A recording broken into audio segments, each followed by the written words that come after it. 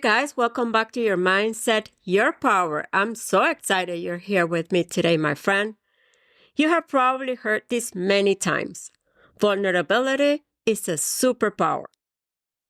You know, people say you should be vulnerable, show your emotions, be open, and I can actually agree with that. But there is another side of this conversation that we don't talk about enough. Because sometimes being vulnerable creates connection, but sometimes it can leave you feeling exposed. You open to someone and later you think, why did I say that? Have you ever replayed a conversation in your head and wished you had shared a little less information? Yep. Or shared something personal and instead of feeling closer, you just felt uncomfortable? You know, that feeling in your stomach? So the question is being open always a strength? Or can it become a problem when it's shared with the wrong person at the wrong time? So today I want to talk about the truth about vulnerability. Not the quote version, the real version. When it helps us feel closer to others and when it can backfire if we are not careful. Because opening up is powerful, my friend, but it also requires judgment. Who you share with matters. When you share matters too. And I would like to start going back to the beginnings. How vulnerability could have been shaped during our childhood years. For many people, being emotionally open was never encouraged growing up. Some of us heard things like, stop crying, be strong, don't be sensitive. You know, for generations, especially for men, showing emotions was often treated like weakness. Crying meant you were not tough enough. Talking about feelings meant you were being dramatic. So many people learned very early to hide what they were feeling, to swallow their emotions, to pretend everything was fine. But being emotionally open is nothing to be ashamed of, my friend. And actually, psychology confirms this. There is a term for those early messages many of us received growing up, and it's called emotional suppression. When children repeatedly receive the message that their emotions are not welcome, they often learn to push those feelings down instead of expressing them. But research shows that constantly suppressing emotions can increase stress and shame. And it can actually make it harder to build deeper relationships later in life. Because real connection requires emotional honesty. The truth is, feeling emotions is not weakness. Crying doesn't make someone less strong. It simply means you're human. It means you feel deeply. And this is also an important reminder for parents. The way we respond to our children's emotions teaches them how safe it is to express what they feel. And when children feel safe expressing their emotions, something powerful happens. They learn that they can talk to us openly, not only when they're little, but later in life too. But when a child feels heard and supported, they also learn that their feelings matter. And learning how to express those emotions in a healthy way is part of emotional maturity, my friend. But even when we understand this as adults, opening up can still feel uncomfortable because those early messages stay with us. And I experienced something like that myself. During a moment that I was really surprised that I got so emotional. When I was completing my life coaching certification, we had to practice coaching in small groups. And on one of those exercises, I felt like I completely messed it up. I didn't understand what I was supposed to do. I felt like I just said the wrong things. And when that exercise ended, I felt so bad and I sat on my desk and cried. And even told my husband, I don't think I'm good at this. Maybe I'm not meant to be a coach. And I remember feeling so embarrassed that part of me even thought, maybe this is not for me. But later, when I calmed down, I decided to send an email to my mentor. I told her how I was feeling. I opened up. I was vulnerable. I apologized for doing such a bad work in the exercise. And let me tell you, her response changed everything. She told me something I will never forget. She said, my honesty showed her something very important. It showed that I cared deeply. And she said that because I understood what it feels like to doubt yourself, I would be able to sit with other people when they felt the same way. She reminded me that mistakes are part of learning, that feeling uncomfortable is part of growth, and that being vulnerable is a strength. That moment changed how I see vulnerability. It felt good to open up because when you open up and share what you're really feeling, there is this relief, right? This big relief that it feels good that you no longer carrying everything by yourself, that you share your emotions, your self-doubts. And that's great. But also it's very important to realize that that only works when it happens in a safe space with someone who listens to respect what you share and holds it with care, and someone that you trust. And that's the part we rarely talk about. That's why we're having this conversation today, my friend. Because sometimes people confuse being vulnerable with sharing everything. Like saying whatever you think and whatever you feel without a filter. Nope. Vulnerability with boundaries is not the same as simply expressing your feelings without awareness. No, my friend. Vulnerability can create connection, yes, but oversharing can create discomfort. And sometimes it can backfire, like we talked about at the beginning. The difference is not how personal the story is. The difference is safety, emotional safety, timing, and being intentional about what you shared and who you shared it with. When those pieces are missing, my friend, your body often feels it. Something feels off. And let me give you an example. You meet someone for the first time, maybe on a first date, and if within 20 minutes the conversation suddenly goes very deep into past heartbreak, family trauma, or everything that went wrong in their last relationship, guess what? That's not real connection. It's too much information way too soon, too fast. And it can leave the other person feeling overwhelmed or even wanting to escape the conversation, right? Healthy emotional openness grows slowly. You share something small, you notice how the other person responds, and if they show care and respect, then you feel safe sharing a little more next time. That's how trust grows, step by step, little by little. And let's be honest, sometimes opening up can go wrong.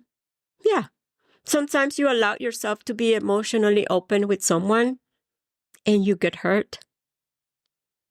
And when that happens, it can shake your trust, right? Not just in that person, but in the idea of opening your heart again. And when that thought takes hold, we begin building emotional walls. And I would like to share another story here, a personal story. Because after leaving an unhealthy relationship long time ago, I actually felt relieved. But at the same time, something inside me had changed. Part of me didn't want to feel that kind of pain again. So, without even realizing it, I started protecting myself. And I told myself I was just being very careful here. But what I was really doing was making it harder to open my heart again. And when I met my husband, I remember struggling at the beginning. Not because I didn't care about him, but because part of me was still afraid, on guard, afraid to open up again, afraid to let someone see my emotions again, to open up to that person, or even talk about how those emotions were affecting me moving forward. And I was afraid of being hurt again. That's the truth. And then I realized something. If you get a flat tire on your car, you don't just get out and smash the other 3 tires, right? That wouldn't help you move forward. But emotionally, we sometimes do exactly that. One painful relationship makes us close ourselves off completely. But imagine if I had decided after that breakup that I would never allow myself to open my heart again or being vulnerable. That would have been like destroying the other 3 tires, right? And never giving myself another chance to experience love. Pain is not the enemy. Pain is information. It teaches us. It helps us grow. But it doesn't mean we should close our hearts. It simply means we should become wiser about who we trust with them, with our emotions, and the parts of us that are real and vulnerable. And taking their time, being slow. Being open also looks different depending on the situation. Let's talk about work. It doesn't mean sharing every personal struggle at work. No, my friend. But it can mean being honest about mistakes. For example, I made a mistake. It was my mistake on this project. I apologize. Here's what I've learned and how I'm fixing it. Taking ownership. When you make a mistake, builds trust without tearing yourself down because you made a mistake. Actually, leadership author Jacob Morgan has written about how vulnerability became popular in leadership conversations. But he makes an important distinction. It works when it shows growth and responsibility, not when it creates confusion. There is a big difference between saying, I'm learning and improving, I'll be more careful next time, and saying, I have no idea what I'm doing. I'm so bad at this. I suck at this. See the difference? Sometimes we think we're being humble when we talk like that, but humility is different from putting yourself down, my friend. Being honest and accountable builds trust, of course, but constantly tearing yourself down doesn't show humility. It can actually make people doubt your ability. And that's important to remember in a professional environment. Because thoughtful honesty builds credibility. But oversharing or self-dismissal can create unnecessarily doubt, even when you're fully capable. And in friendships, let's talk about that. Opening up is often what creates connection in friendships, right? Yes. But when a friend says, I'm having a hard time right now, and it feels safe. It feels safe sharing what they're going through. And the other person listens with care and empathy. That creates closeness. That's how real friendships grow. But let me be honest. friendships also need balance. If one person is always unloading their struggles and the other person is only listening, their relationship can start to feel heavy. The person who is always listening may start to feel drained. Sometimes they even begin to avoid the connection. And that's where boundaries become important. Healthy emotional honesty allows space for both people, not only one. Vulnerability in friendships should bring people closer, not exhaust one person. Let me give you an example. Imagine you have a friend who calls you every week only to talk about their problems. And of course, you want to support them, right? But over time, the conversations always revolve around their struggles. They never ask how you're doing. They never notice when you might also need support. And at some point, that stops feeling like connection, right? It starts feeling like emotional responsibility. And it's draining. And relationships is not meant to be one person's carrying the emotional weight of the other. No. And healthy vulnerability in friendships means both people feel safe to open up. Both people feel heard, and both people support each other. And there is another side of this conversation that we also need to acknowledge, a very important one, my friend, because sometimes people say they are being vulnerable, but what looks like vulnerability can actually be an attempt to control the situation. For example, someone might say something like, if you leave me, I don't know what I would do. I will go crazy. Maybe I will hurt myself. That may sound emotional, but it creates pressure. Instead of sharing feelings in a healthy way, it places the responsibility for those emotions on the other person. That's not fair. That's not healthy emotional honesty. That's manipulation. And manipulation is not what vulnerability is meant to be. Real vulnerability sounds very different. It might sound more like, losing this relationship is really painful for me. I care about you deeply and I'm hurting. See the difference?